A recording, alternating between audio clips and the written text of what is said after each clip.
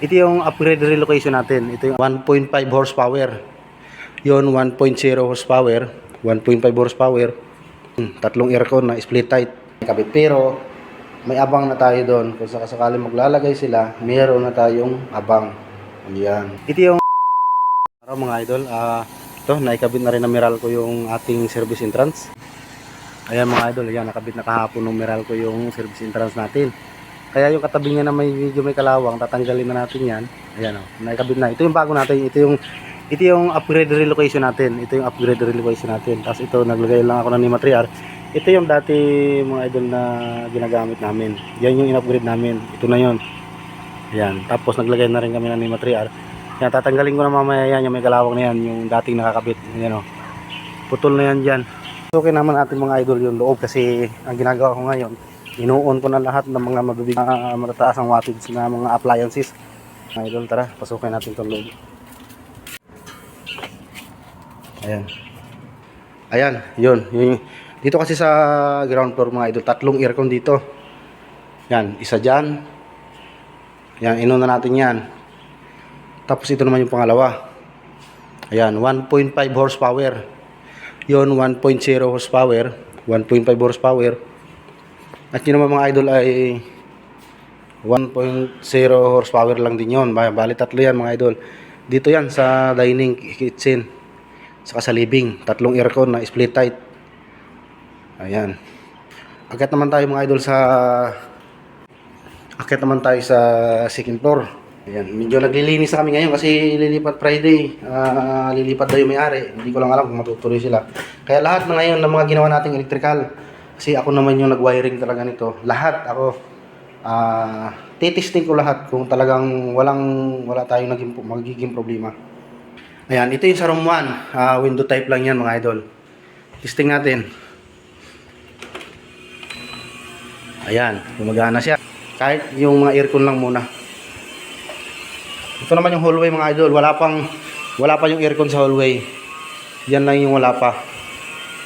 Yan, may ceiling pa naman tayo. Punta tayo dito sa room 2. Ayan, si Manong naglilinis. Ito naman mga idol yung aircon sa portable aircon lang to dito sa room 2. Yan, i-on din natin yan.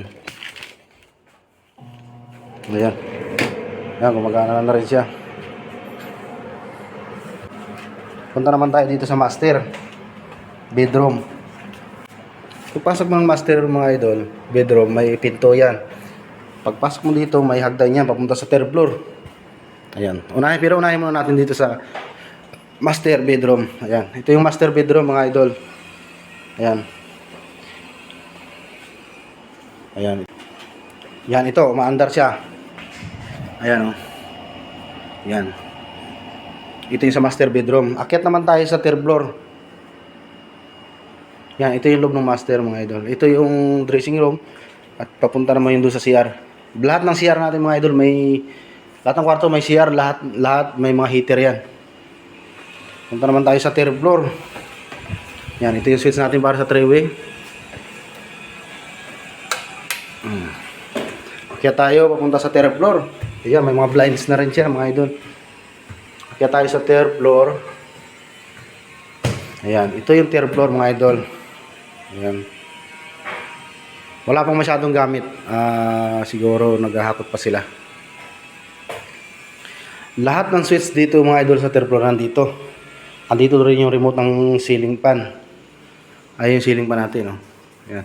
At meron din tayong ceiling fan dyan sa terrace. Meron din tayong, nandito din yung remote. Nandito yung mga switch dyan sa mga ilaw na yan. Ayan. Ito yung aircon. Window type lang dito mga idol. Ayan, buhayin din natin. Ayan. Okay na siya. Yung mga hindi ko pa sinaksak. Saka yung mga heater hindi ko pa ginagamit kasi hindi ko pa inon kasi sila na siguro yon. Pero tinesting na natin yung mga nakaraang araw. Okay naman siya. Yung rip, yung mga cooktop, lahat ng mga sila na mag-testing nun. Tinesting ko lang yung iba. Ayan, kasi ngayon pa lang naikabit ni Meralco, kahapon.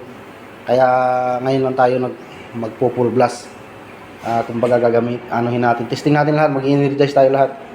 Kasi para mas hanggang pag hindi pa nakakalipat yung may-ari. Meron din siyang aircon sa maid's room kaso wala pa yung unit, wala pa yung aircon mismo. Kaya hindi pa natin naikabit. Pero may abang na tayo doon. Kung sakasakali maglalagay sila, meron na tayong abang. Ayan, naka-ready na yon. Labas tayo ng main door mga idol at puntahan naman natin yung service area at saka sa area ng maid's room. Yan, sobrang init. Dito tayo. Pag dito ka sa harap, dito yung daan. Ayan po na maid's room kung sakasakali maglalagay sila. Ito yung abang natin mga idol sa aircon ng maid's room. Ayan. Pwedeng kung doon sila magbutas, pwedeng kung dito.